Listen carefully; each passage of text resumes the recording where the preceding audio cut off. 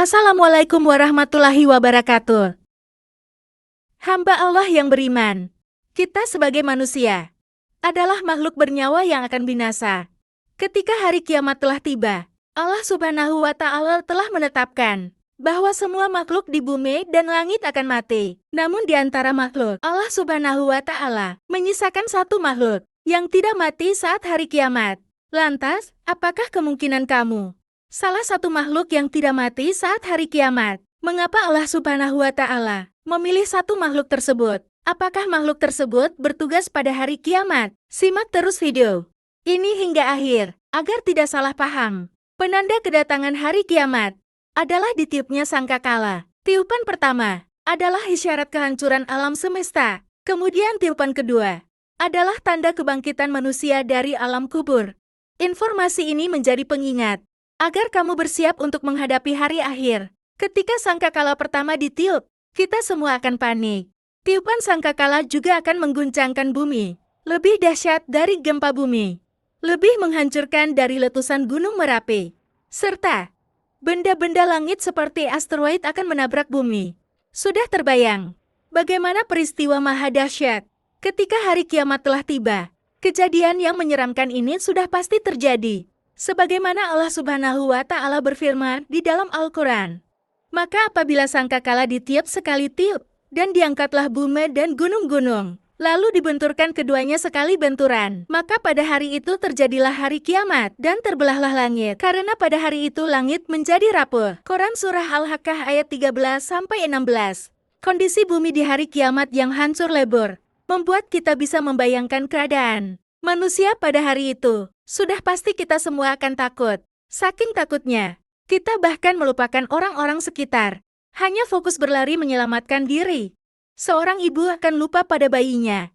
Seorang anak lupa pada ibunya. Juga seorang suami akan lupa menyelamatkan istrinya. Namun percuma berlarian untuk menyelamatkan diri. Sebab alam semesta tempat kita berpijak akan musnah. Kecuali yang Allah Subhanahu wa Ta'ala kehendaki. Allah Subhanahu wa Ta'ala berfirman, ingatlah pada hari kiamat, ketika kamu melihatnya guncangan itu, semua perempuan yang menyusui, anaknya akan lalai terhadap anak yang disusuinya, dan setiap perempuan yang hamil akan keguguran kandungannya, dan kamu melihat manusia dalam keadaan mabuk, padahal sebenarnya tidak mabuk, tetapi azab Allah itu sangat keras. Quran Surah Al-Hajj ayat 2. Kiamat memang menjadi peristiwa maha dahsyat yang tidak pernah terbayangkan oleh manusia. Melalui kitab suci Al-Quran, kita telah mendapat gambaran bagaimana kondisi manusia pada hari kiamat. Namun, apakah kamu masih berpikir bahwa kamulah salah satu di antara makhluk yang bisa selamat dari hari kiamat? Sebagaimana Allah Subhanahu wa Ta'ala mematikan semua makhluk pada hari kiamat, kecuali yang dikehendaki. Allah Subhanahu wa Ta'ala telah memberitahu kita kondisi penduduk langit dan bumi pada hari kiamat. Keterangan ini sebagaimana yang terkandung dalam Quran. Surah Az-Zumar Allah Subhanahu wa Ta'ala berfirman, dan ditiuplah sangkakala, maka tersambar kematian, semua yang di langit dan yang di bumi, kecuali yang Allah kehendaki. Quran Surah Az-Zumar ayat 68. Ibnu Hazm berpendapat bahwa mereka adalah seluruh malaikat. Menurut keyakinannya, malaikat adalah air Allah yang tidak ada air Allah lagi di dalamnya. Sehingga para malaikat pada dasarnya tidak mati. Akan tetapi pendapat ini masih bisa dibantah. Imam Ahmad bin Hanbal berpendapat bahwa yang dikecualikan tidak mati pada hari kiamat adalah bidadari dan anak-anak muda di surga.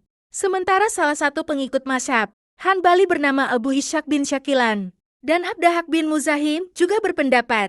Keduanya menjelaskan bahwa yang tidak mati adalah penjaga surga dan neraka, serta ular dan kalajengking ada dalam neraka. Masih ada pertentangan di antara para ulama mengenai satu makhluk yang tidak mati pada hari kiamat. Namun ini bukan berarti manusia berpikir bahwa masih ada kemungkinan ada di antara kita yang tidak mati pada hari kiamat. Atau kamu masih berharap belum mati meski kiamat telah tiba. Kembali pada peristiwa terjadinya hari kiamat, di mana malaikat Israfil akan bertugas meniup sangkakala pada hari kiamat. Di dalam Al-Quran Allah Subhanahu wa Ta'ala berfirman, dan ingatlah hari ketika ditiup sangkakala, maka terkejutlah segala yang di langit dan di bumi, kecuali siapa-siapa dikehendaki Allah, dan mereka semua akan datang menghadapnya dengan merendahkan diri. Quran Surah An-Nahl ayat 87.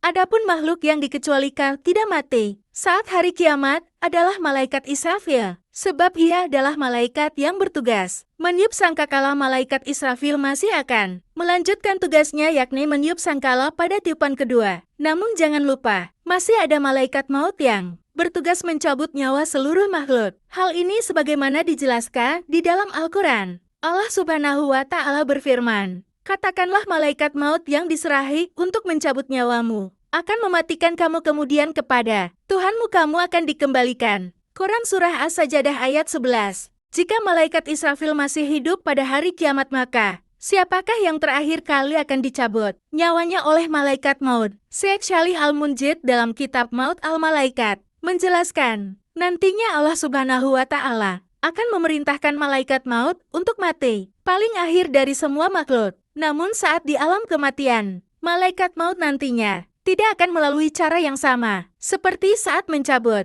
nyawa makhluk lainnya. Oleh karena itu, makhluk terakhir yang meninggal saat sangkakala ditiup urutannya adalah malaikat Jibril, malaikat Israfil, dan yang paling terakhir adalah malaikat Israel yang tugasnya mencabut nyawa. Malaikat sebagaimana disebutkan dalam referensi agama Islam ditakdirkan untuk mati karena semua ciptaan Allah Subhanahu wa Ta'ala, termasuk manusia, jin, dan makhluk-makhluk lainnya, akan mati. Allah Subhanahu wa Ta'ala akan mengambil jiwa-jiwa yang lainnya. Dan yang terakhir dari makhluk yang mati adalah malaikat Allah Subhanahu wa Ta'ala. Dan jangan pula engkau sembah Tuhan yang lain selain Allah. Tidak ada Tuhan yang berhak disembah selain Dia. Segala sesuatu pasti binasa kecuali Allah. Segala keputusan menjadi wewenangnya, dan hanya kepadanya kamu dikembalikan. Quran Surah Al-Qasas ayat 88.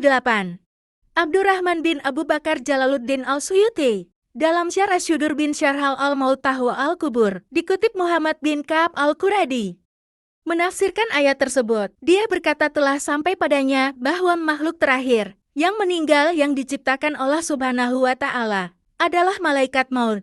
Saat para penghuni bumi meninggal dalam kepanikan, kemudian setelah itu dia mati. Dan dia juga menyebutkan bahwa kematian lebih parah bagi malaikat maut dari semua ciptaan.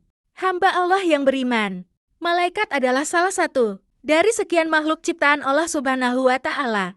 Hanya saja, malaikat diciptakan dengan sejumlah keistimewaan. Salah satunya adalah tak pernah melakukan maksiat. Jangan berpikir bahwa manusia masih punya kesempatan hidup di hari kiamat, sebab malaikat pun akan merasakan mati pada waktu yang telah ditetapkan Allah Subhanahu wa Ta'ala. Sudahkah kamu mempersiapkan menghadapi hari kiamat? Wallahu a'lam bishawab.